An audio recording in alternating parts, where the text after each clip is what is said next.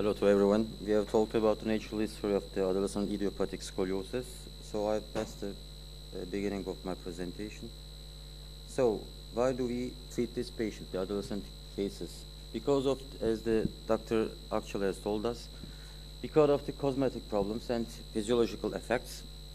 So before evaluating a patient, what do we take in care? First of all, we need neurological and skin examination.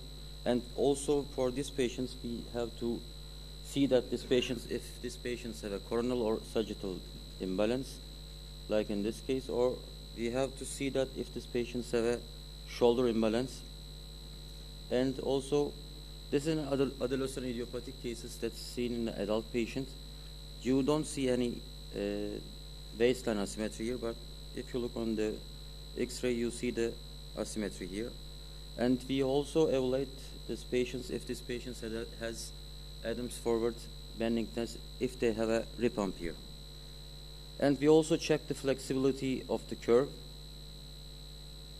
And what's the aim of the surgery? The first aim is to prevent the progression of the curve. The second one is correct the deformity. We have to balance the spine, and also we have to level the shoulders. And the question is that, which levels, which curves do we have to fuse?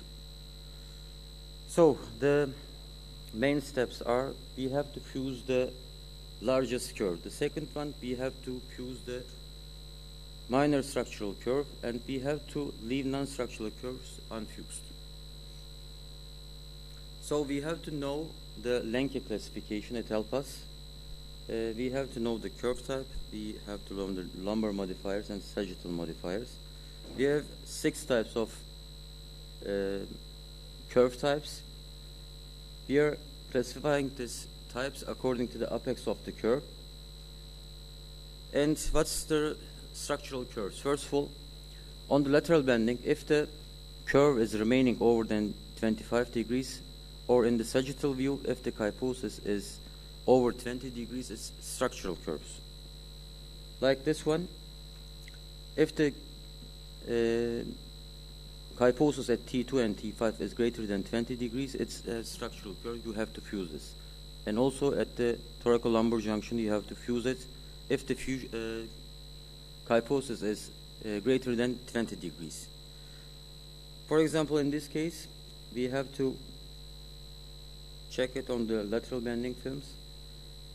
The proximal junctional, the main thoracal area is a structural curve, so that it remains over than 25 degrees. And lumbar modifiers are the modifiers that classified according to the lumbar apical vertebra. This is the central sacral vertical line.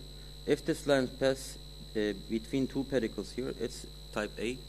If this line passes over the 1 pedicle, it's type B. And if this line passes out of the pedicle, it's type C.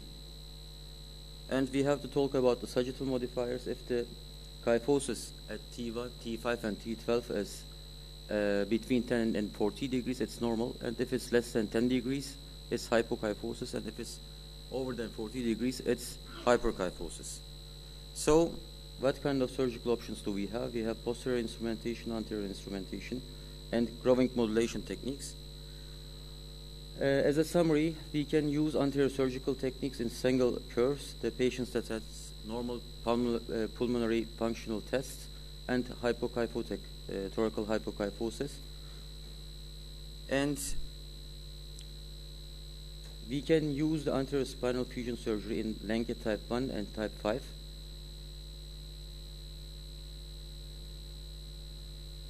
So selective thoracal fusion works well in Lenke type A and B, but it debates on over C curves. And selective thoracal fusion, we need some criteria here. If the cup angle of the thoracal area is greater than the lumbar, the ratio is over than 1.2. If the rotation of the apical vertebra is greater than 1, and the translation of the apical vertebra compared to the thoracal and lumbar is greater than 1.2, you can use selective thoracal fusion. And the main questions are, where do we start proximally? First of all, we have to determine the shoulders here. If the shoulders are balanced, you can come to the horizontal vertebra, and it's commonly one or two segments above the upper end vertebra. Like in this case, the shoulders are leveled, and if the right shoulder is elevated, you have to come one or two proximal segment above the upper end vertebra. Like in this case, the right shoulder is elevated, so you have to come to T3. And if the left shoulder is elevated, you have to fuse the proximal thoracal curve here, and it's commonly as T2. And what's the relation between the scoliosis and shoulder balance? This is an animation from one of my friends. If you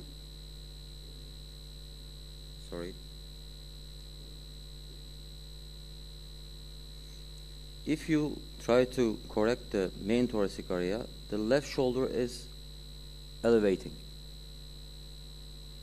And one other problem is where do we have to stop? This is another problem, but the segment that you're stopping has to be horizontal through the floor, and selecting the distal level is important because of the coronal balance or coronal imbalance after the surgery. Case examples. This is a type 1 main thoracal scoliosis is here. We have corrected this patient, but if you take care of the left shoulder here, it's elevated after the surgery. Type 2 curves are double thoracic curves. This is another example. Type 3 curves are double curves, one in the thoracal area and the other one is at the lumbar area. A case example. And type 4 curves are the triple curves that has 3 curves at the proximal thoracal, at the main thoracal, and at the lumbar region here. Another case example. And type 5 is the curves that has a curve at the thoracolumbar or lumbar section, and type C are the double curves that the lumbar or thoracolumbar curve is greater than the main thoracal area. And this is a case example. This is type 6. We have corrected this patient. So what are the key points? First of all, we have to fuse the structural curve. We have to take shoulder balance for the upper instrumented vertebra, and we have to take care for the lowest instrumented vertebra, and we have to take care for the disc flexibility for the central sacral vertical line and for the neutral vertebra. Thank you so much for your attention. Thank you, Onur.